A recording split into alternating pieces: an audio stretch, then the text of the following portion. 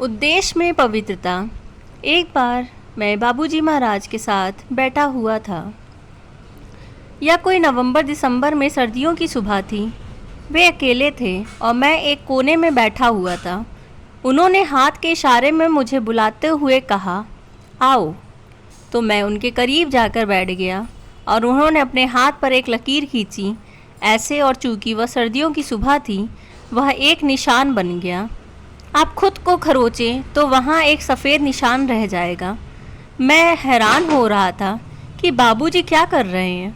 उन्होंने कहा, वह एक नहर है। जी बाबूजी, यह एक नहर है।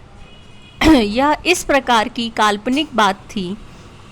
फिर उसी लकीर से उन्होंने अपने आप को खरोच कर एक और लकीर खींच ली। तुम समझते रहे हो, मैंने कहा। क्या बाबूजी? 50% शक्ति कम हो गई है। फिर उन्होंने अपने आप को दोबारा खरोचा। तीसरी लहर। अब तुम समझे? मैंने कहा, जी बाबू। अब हम अपने बाबूजी की बात को समझने के लिए रोज़मर्रा का कोई उदाहरण लेते हैं। आपके फ़ोन पर कितने एप्लीकेशंस हैं? अगर आप सभी एप्लीकेशन को खुला कर रख दें, एक साथ चलाते रहेंगे तो फ़ोन की बैटरी जल्दी ही समाप्त हो जाएगी। मेरे जैसे इंसान के लिए, जिसके फ़ोन पर लगभग कोई एप्लीकेशन ना हो, उसकी बैटरी इतनी जल्दी ख़त्म नहीं होगी। मेरे फ़ोन ज़्यादातर स्विच ऑफ ही रहता है। यदि आप जीवन में अनेक एप्लीकेशन इच्छाएं लिए बैठे हैं, तो आप एक ट्रू कॉलर अर्थात सही फ़ोन आने पर भी संतुष्ट नहीं होते। एक प्रेमिका काफ़ी नहीं है। आपको अनेक प्रेमिकाएं का या अनेक प्रेमी, अनेक गाड़ियां या अनेक स्कूटर चाहिए। हर चीज़ आपको बहुतायत में चाहिए। लेकिन जीवन में एक एप्लीकेशन, एक लक्ष्य होने से आपके आंतरिक संसाधनों का सर्वोत्तम उपयोग होगा, जो हमें कहीं तो ले जाएगा। जब मेरा ख्याल ईश्वर साक्षात्कार पर केंद्रित रहेगा, चाहे मैं सॉकर खेल रहा हूँ, फुटबॉल खेल रहा हूँ या कार चला रहा हूँ अथवा बिजनेस कर रहा हूँ, लेकिन मेरा ख्याल मुख्यतः ईश्वर साक्षात्कार पर ही केंद्रित रहेगा। मेरी चेतना पूर्णतः उसे सरोवर रहेगी।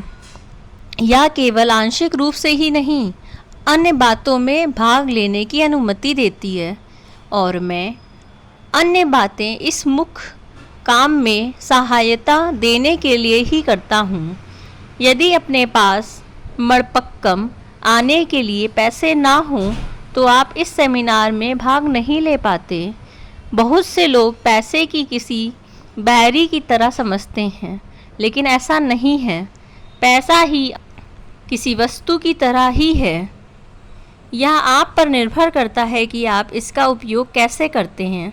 लक्ष्य क्या है? पूंजी की इस निवेश में आप क्या पाना चाहते हैं? मैं मड़पक्कम आने के लिए टिकट खरीदता हूँ, बस। मैं अपने शरीर की सुरक्षा के लिए कपड़े खरीदता हूँ, तो इससे ज़्यादा कुछ नहीं।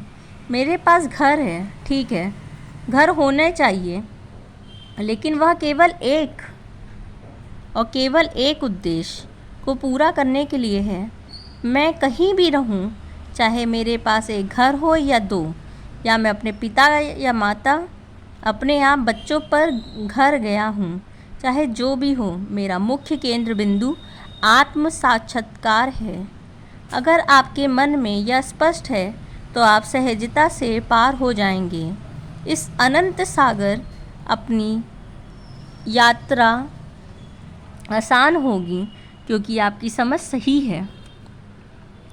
तूफान आए या जाए, लेकिन फिर भी आपके पास यह बेहतर समझ है कि मुझे इन बातों को चिंता करने की ज़रूरत नहीं है। मैं एक संरक्षक है। कोई मेरा मार्गदर्शन कर रहा है, कोई मेरी प्रतीक्षा कर रहा है। मालिक मार्गदर्शन कर रहे हैं, और यही काफ़ी है।